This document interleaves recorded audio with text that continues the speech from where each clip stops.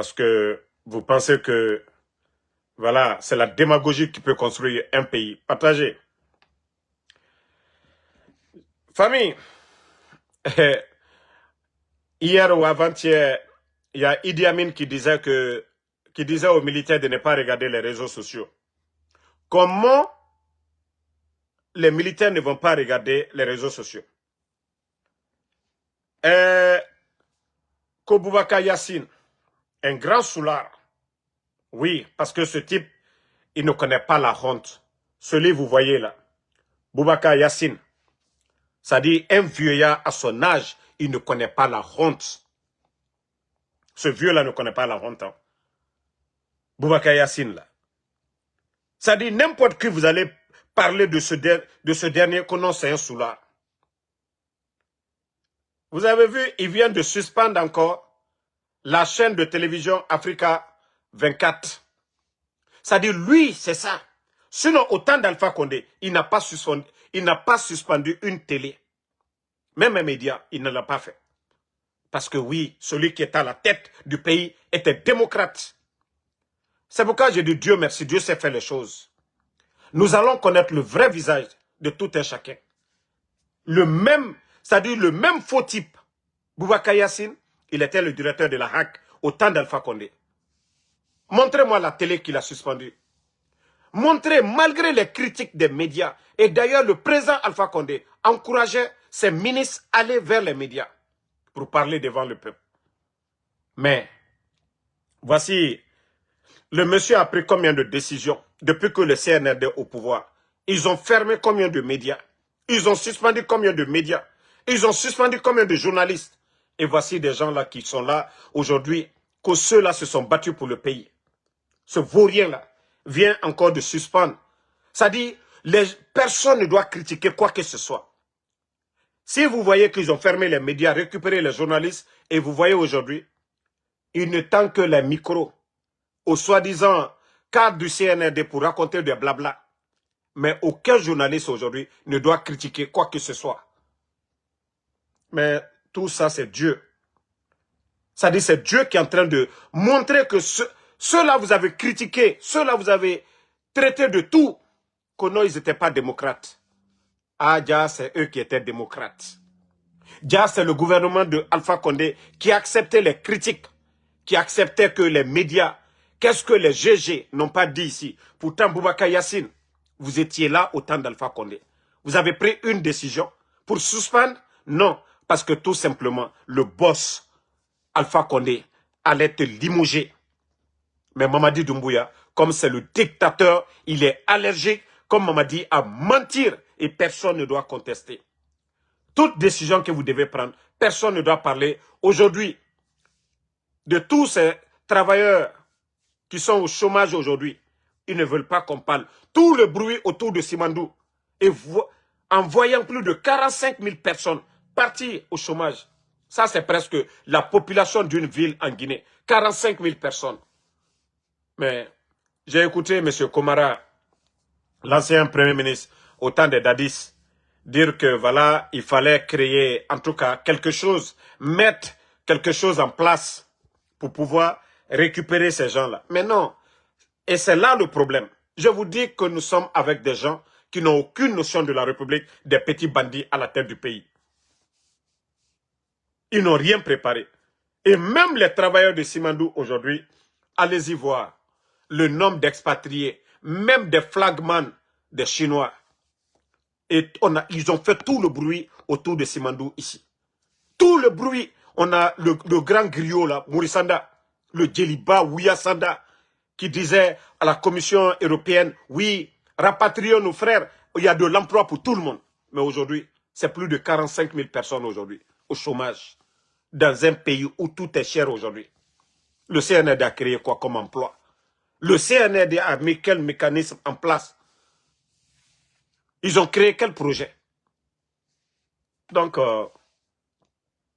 Boubacar Yassine, je vous ai dit, à votre âge, vous devrez avoir honte. Vous serez l'un des gros perdants. Et Mamadi est venu par la force. Et il ira par la force. Mais demain, c'est vous qui allez peut-être vous cacher devant les Guinéens. Oui, soit vous démissionnez. Les vrais cadres, comme M. Mohamed Beavogui, il a démissionné devant tout le monde. Sinon, le poste qu'il occupait, les avantages et tout. Mais il a dit non. Il a choisi de servir le peuple et non de servir des guignols. Mais comme vous, vous êtes là à servir des guignols à cause de vos postes, les véhicules qu'on vous donne, l'argent qu'on vous donne. Et même cette année, est-ce qu'il y a eu la subvention, même des médias, pour vous dire combien de fois vous êtes malhonnête? Est-ce que les médias ont été subventionnés cette année? Où est la subvention des médias? Comme vous voulez utiliser les mêmes journalistes, bon, d'une part, accepter ces karmas, hein? C'est karma. Le président Alpha Condé a été humilié devant tout le monde ici.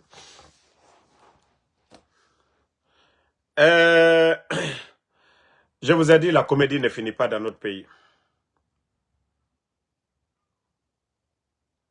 La comédie ne finit pas dans notre pays.